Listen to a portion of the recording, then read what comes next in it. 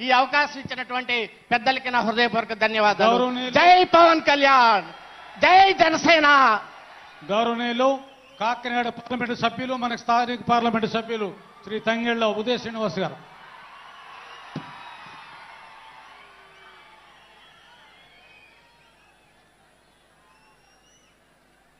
అందరికీ నమస్కారం. వేదిక మీద ఉన్న పెద్దలందరికీ, జనసేన పార్టీ అధ్యక్షులు పవన్ కళ్యాణ్ గారికి, అలాగే ఈ 12వ ఆవిర్భావ దినోత్సవానికి వచ్చేసిన జన సైనికులకి, వీర మహిళలకి, 2 రాష్ట్రాల నుంచి వచ్చిన కార్యకర్తలందరికీ కూడా నా హృదయపూర్వక నమస్కారాలు. నేను ఒక సాధారణ మధ్యతరగతి కుటుంబంలో పుట్టి రాజకీయాలని దూరం నుంచి చూసే మీలో ఒకడిని. కానీ నాకు అందరికన్నా ఎక్కువ ఒక అరుదైన అవకాశాన్ని ఇచ్చి పార్లమెంట్లో మొట్టమొదటి జనసేన అభ్యర్థిగా నేను ప్రమాణం స్వీకారం చేసినందుకు చాలా గర్వపడుతున్నాను. ఇలాంటి అవకాశం ఇచ్చిన పవన్ కళ్యాణ్ గారికి నమస్కరిస్తున్నాను సార్.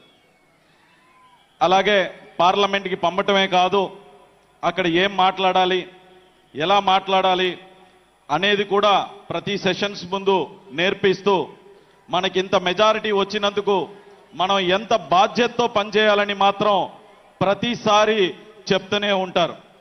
అలాగే గత ప్రభుత్వంలో జల్ జీవన్ మిషన్ని మొత్తం అంతా 16,000 కోట్లు కేటాయిస్తే అందులో 2,000 కోట్లు మాత్రమే అలా ఇలా వాడి వదిలేస్తే, దాన్ని మన అధినేత పవన్ కళ్యాణ్ గారు స్వయాన ఆయనే బయలుదేరి వచ్చి నరేంద్ర మోడీ గారిని అడిగి జలశక్తి మంత్రిని కూడా కలిసి, సార్ ఈ స్కీమ్ని, అయిపోతున్న స్కీమ్ని ఎక్స్టెండ్ చేయండి అని చెప్పి, మన వల్ల, పవన్ కళ్యాణ్ గారి వల్ల, మన డిప్యూటీ సీఎం గారి వల్ల దేశం అంతా స్కీమ్ని ఎక్స్టెండ్ చేసి, నరేంద్ర మోడీ గారు రాష్ట్రానికి కాదు దేశానికి అందరికీ కూడా ఎక్స్టెండ్ చేస్తున్నాను అని చెప్పి, మన వల్ల దేశం అంతా కూడా లబ్ధి పొందేలాగా ఆయన చేశారు.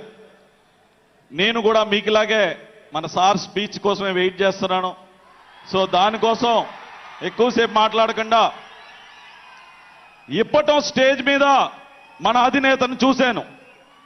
ఒక వేటకెళ్తున్న సింహంలా కనిపించారు. ఈరోజు స్టేజ్ మీదకి వస్తున్నప్పుడు చూశాను, గుంట నక్కల్ని వేటాడేసిన సింహంలాగా వచ్చి ఆ ముఖంలో ఒక చిన్న చిరునవ్వు, అదే గంభీరం అలాగే ఉంది.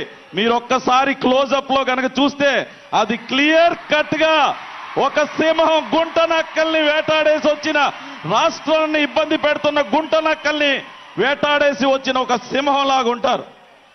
సార్, ఎప్పుడూ కూడా మీ వెంటే ఉంటాం, మీరు చెప్పిందే చేస్తాం, మీరు అప్పచెప్పిన బాధ్యతల్ని తప్పక పాటిస్తూ ఈ అవకాశాన్ని ఇచ్చిన మీకు హృదయపూర్వక నమస్కారాలు చెప్తూ సెలవు తీసుకుంటున్నాను. ధన్యవాదాలు.